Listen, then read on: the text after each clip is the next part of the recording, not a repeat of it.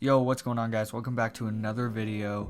Stranger Things Volume 2 came out on Christmas, and right now it is getting hated on an insane amount.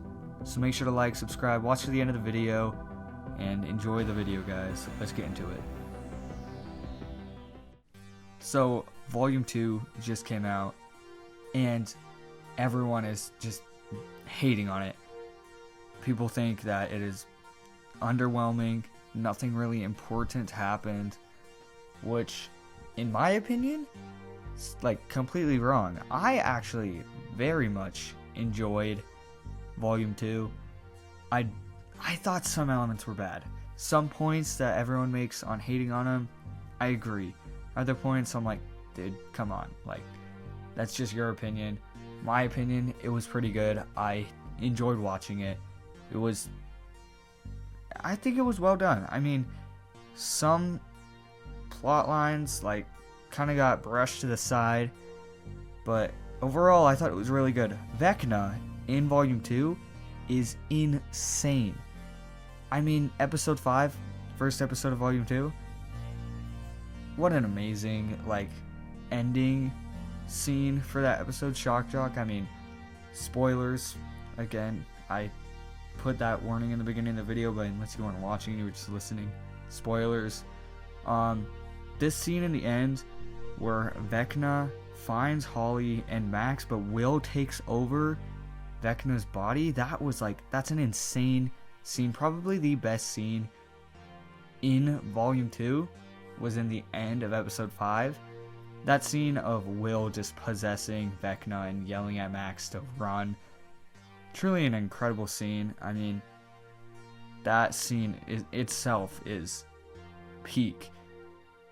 And that's like not even that is the best scene of Volume 2, but there's so many other scenes that give that scene competition. Like Shock Jock, great episode. Honestly, really great start to the volume. Dustin and Steve having that big fight. I mean, very sad. Very sad. Yeah, honestly, Shock Jock, great episode. That's all I gotta say to it. Great episode. And then we get into episode 6, Escape from Camazotz, which is my favorite episode of Volume 2 and my second favorite episode of the season so far. Like, Escape from Camazotz was peak. It's focused on Max and Holly escaping Vecna's mind, and Vecna using Will, like possessing Will again, to find where Max is so he can send demodogs after Max's body to get rid of Max. And it's just, the whole episode is amazing. Max, Holly, Lucas, and Vecna, and even Dustin, like, they are carrying the season so much right now. Volume 1, Will was carrying. Volume 2, Episode 5 was really when he had something big to do. Episode 6, he was in control from Vecna, and he was unconscious most of the episode. So, but yeah, I think the whole hospital scene of the demodogs going after Max's body is an amazing scene. That is my second favorite scene. That one rivals with the Shock Jock scene a lot. Lucas running through the hospital trying to save Max at the same time.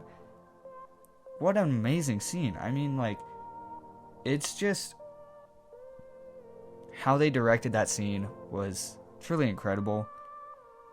Karen Wheeler saving them in the end, because the mother instinct came in when she heard that Lucas was in trouble, who was always hanging out with Mike, so like basically another child to her. And so she had to lock in, you know. She killed the demos, they got out, and then in Camazotz, Max and Holly are going through memories and they find the exit. They go through. Max wakes up, which isn't like the ending of Escape from Camazotz is them running to the portals, Holly and Max. Max wakes up. That scene is probably the most emotional scene in the volume. I mean, that scene itself is really good. The acting in that scene is really good.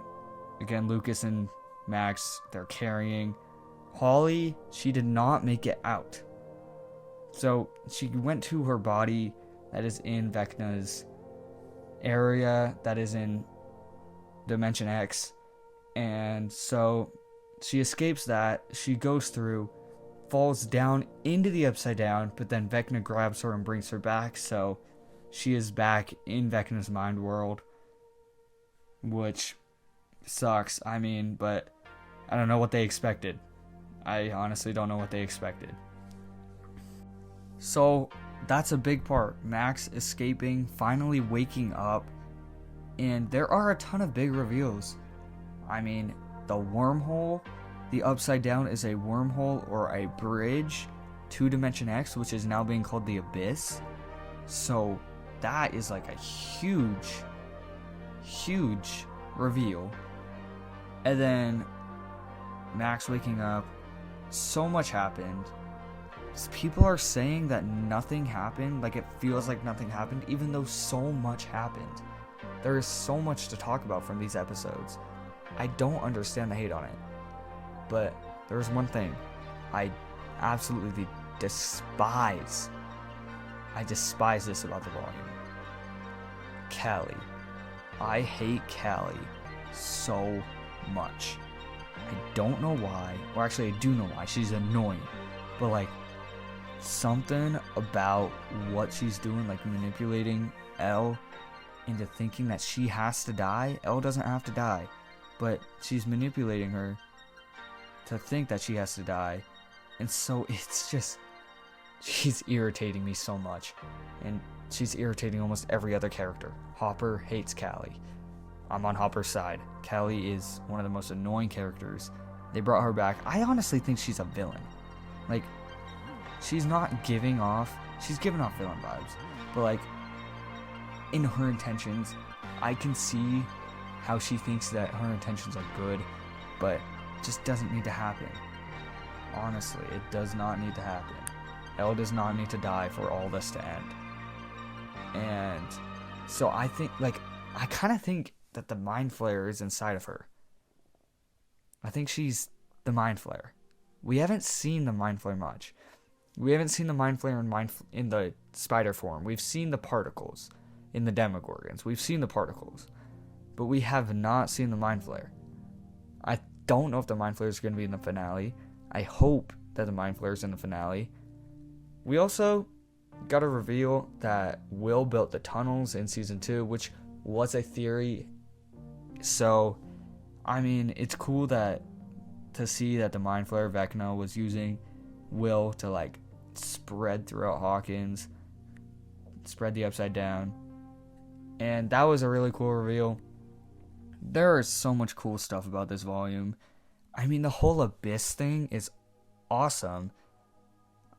I don't know, like, okay, so Vecna is keeping these kids in, like, a spider, like, it's kind of like a spider thing, but it's upside down, and the legs of the spider are sticking up in the sky, and this is in the Abyss now, which is Dimension X, but people call it the Abyss.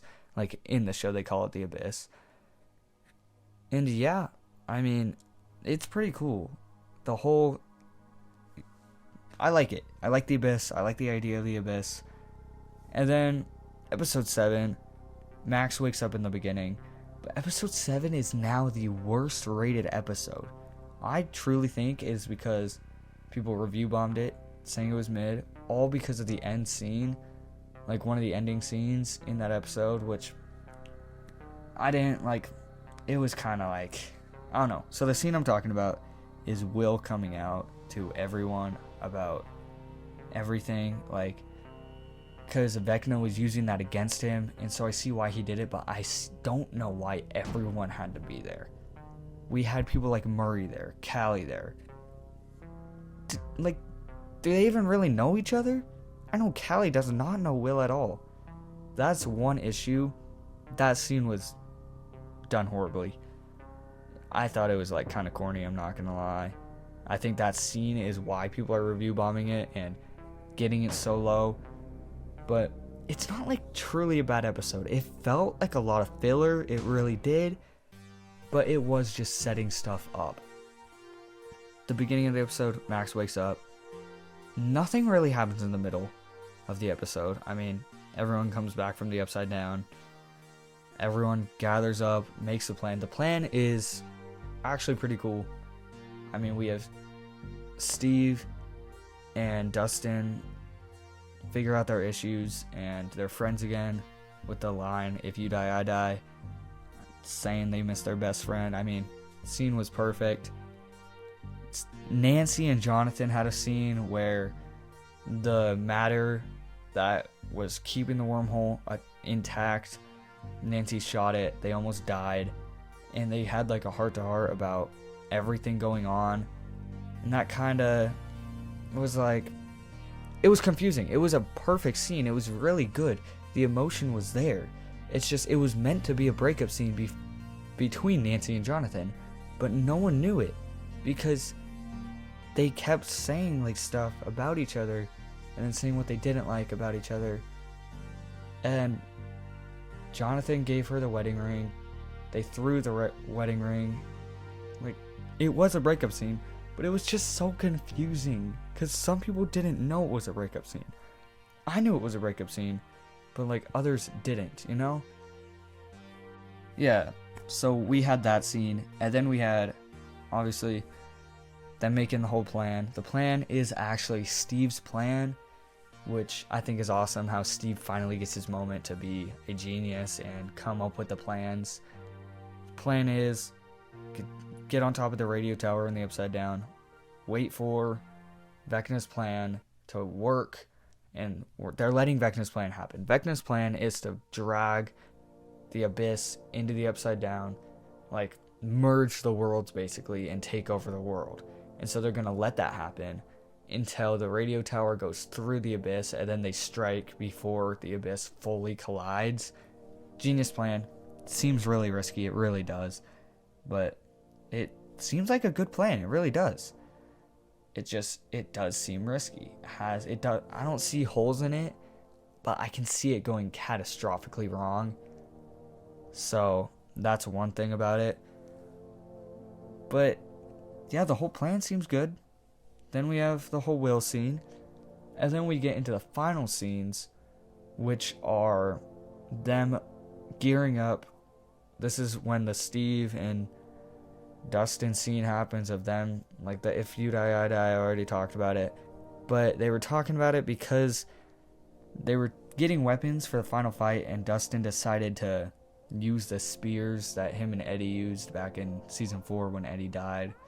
So they're using those. I think is awesome because Dustin's finally like accepting the fact that Eddie is gone and that he's not coming back.